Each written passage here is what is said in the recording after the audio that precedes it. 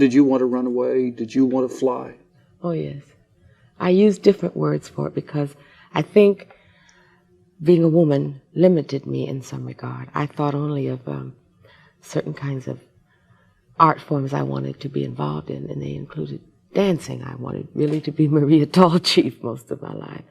But that's why the book is about men, because when I thought of that idea, I couldn't use women characters to explicate that idea. Which you had done in your previous My previous novels. books are all, the major characters are women, or young women, older women, and they're the ones, they're the center of the book, and it's sort of closed like a room, like a house.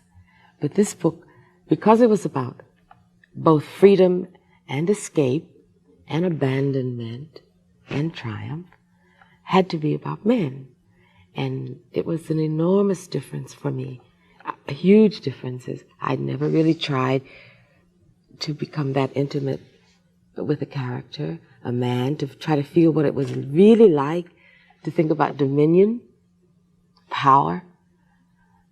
Those kinds of things are alien to me in a way. Although I have done sketches of men, I've been a little fearful of going rather deeply inside. When did you know that you were going to be a writer?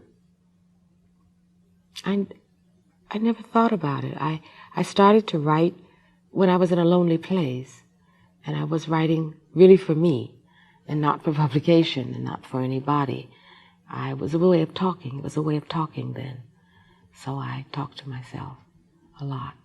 And then later I've written more and more, and I had a larger story that looked like a novel, and I sent it to some people, and they sent it back, and that happened a lot. And then finally there was an editor who had seen it, but was about to move, to another publishing company. And he said, when I move, I'd like to see it again.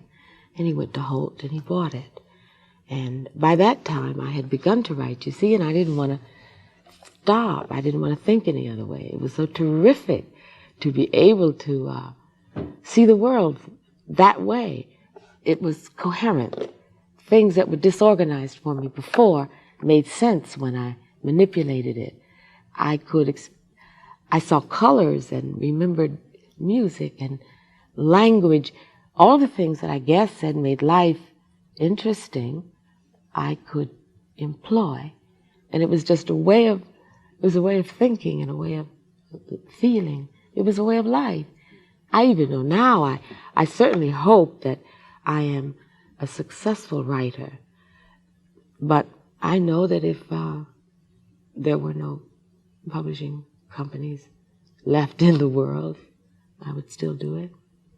When we used to beat Homer, and it was always extraordinary to me that he never had a villain that was only that. The Cyclops, you know, who ate those men and was really an awful, awful monster.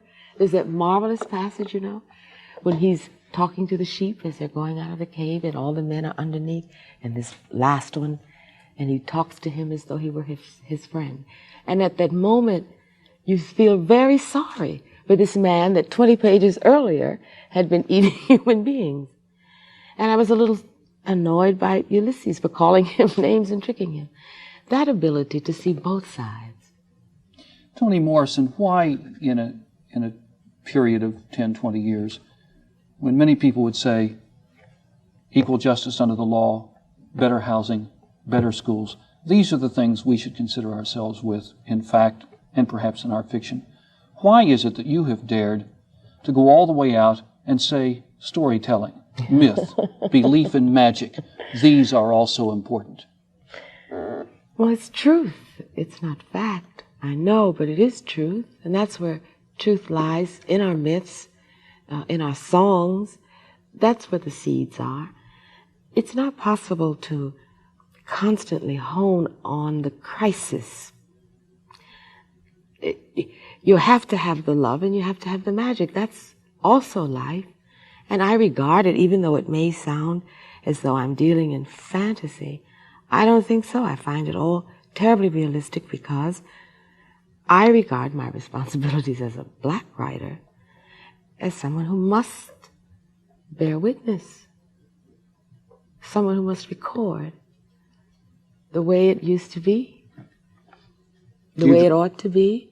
I leave to the sociologists But I want to make sure that a little piece of the world that I knew, a little piece that I knew, doesn't get forgotten.